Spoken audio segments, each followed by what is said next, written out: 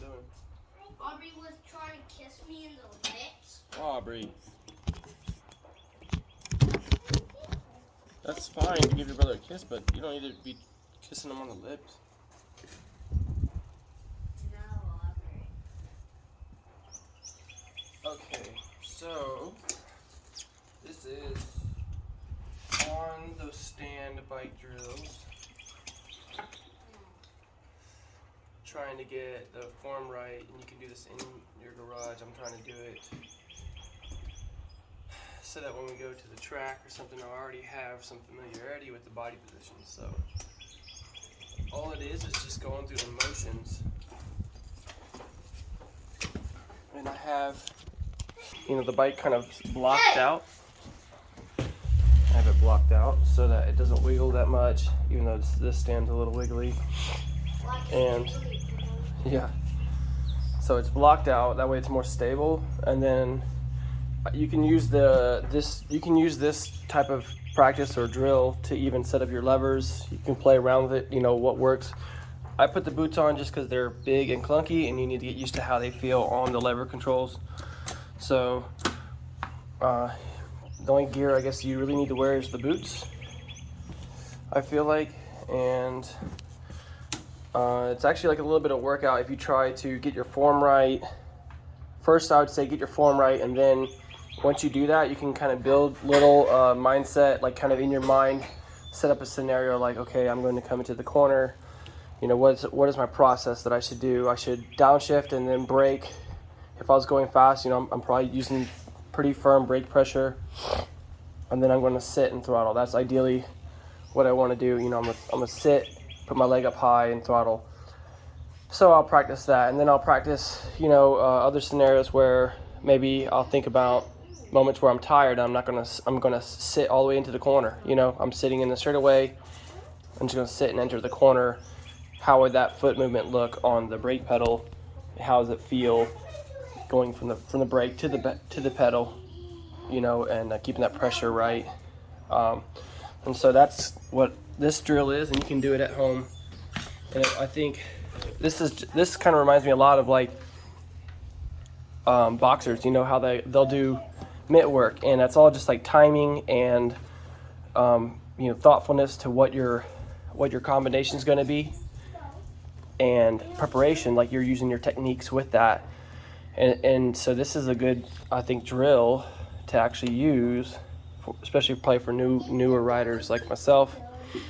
And like I said, if you do high repetitions, if you sit here and actually thoughtfully work it out, you'll feel muscle activation in your hips. It's a lot of legs. It's like gripping the bike, squeezing on the inner thigh. You'll feel that muscle working. Feel the hip muscles working.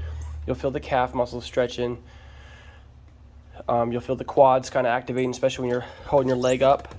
And so if you don't know this, I'm not really going to explain the fundamental positions as much, but I'm just trying to lay out the ideal for a drill / workout / muscle memory that you can do at home,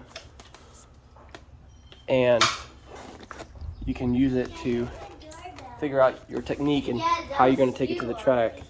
Like if you're doing your brake pedal on the rear brake pedal, that you're going to want to know exactly where it's at.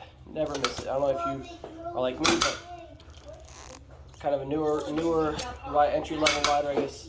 You're missing your controls. Especially when you get tired, you go to get the brake, and the first time you go to get it, you miss it, and so you have to reset up. And that split second that you missed it, now you're already late breaking into the corner. And same thing with shifting. Just getting familiar with it.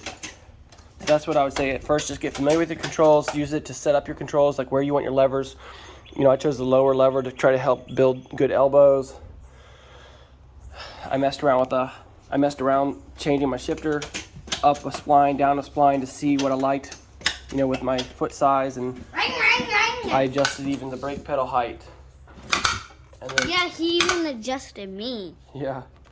And so, if I were you, take the time to do this today. Take the time to do this today, and then just run through the drills, and I'll just show you a brief clip of what I have in mind. Like when I was doing it.